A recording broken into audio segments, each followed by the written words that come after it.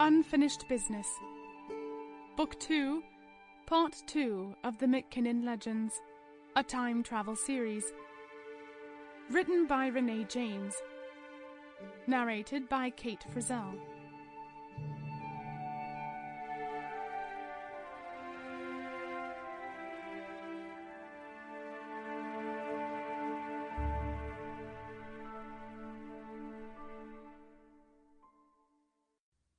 Part 2.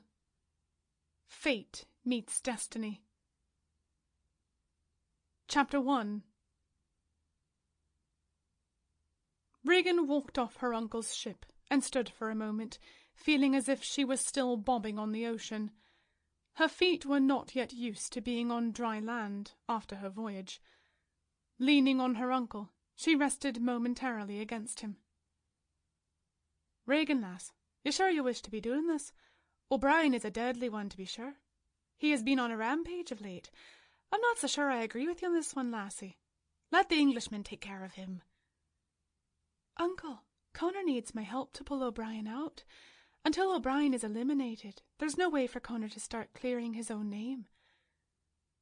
"Well, if it weren't for the fact you seem so sure there must be some mistake about all this, I would say nay to you for help. But you seem so sure he's innocent. However, Ray, you got to know this for a fact. The reputation Connor be gaining for himself makes him out for not much better than the outlaw he be chasing. He had best watch it, lest he find himself swinging from a rope alongside O'Brien. The people are getting tired of it, and aren't likely to tolerate it for much longer." "All the more reason I need to do this, uncle. The quicker we can drive O'Brien out to the bushes, the quicker the villages will be safe again, and I can begin to put the pieces of my life back together, too." Regan had taken her uncle into her confidence. She felt she needed an ally, and who better than her uncle? She had told him everything that had happened since the last time she had seen him, and how she had come to be here.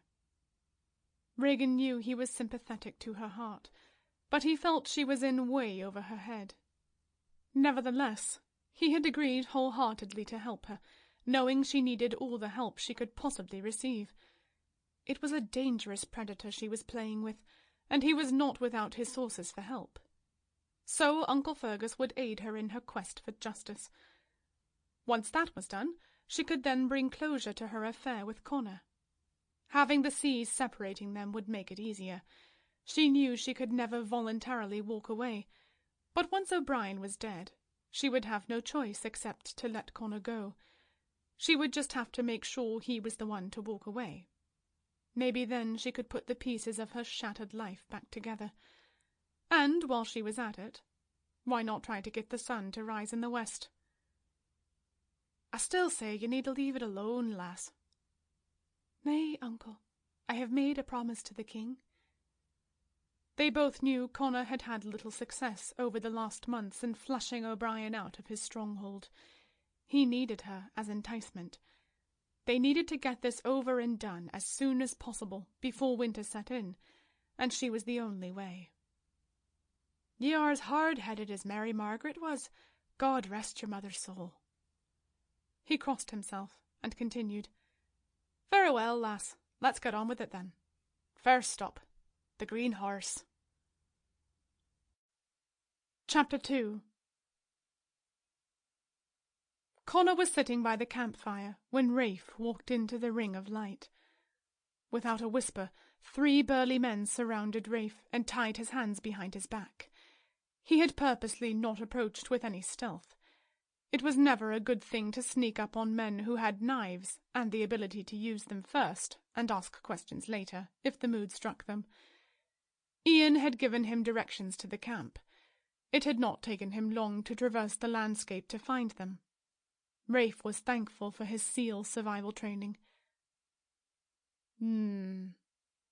Connor said quietly, after he inspected Rafe's expression. "This can only mean one thing. She slipped past you." He did not bother to stand. "Yes, she did. I'm sorry, Connor. I should have been watching her closer," Rafe offered. Shooting to his feet, Connor pulled... Sample complete. Ready to continue?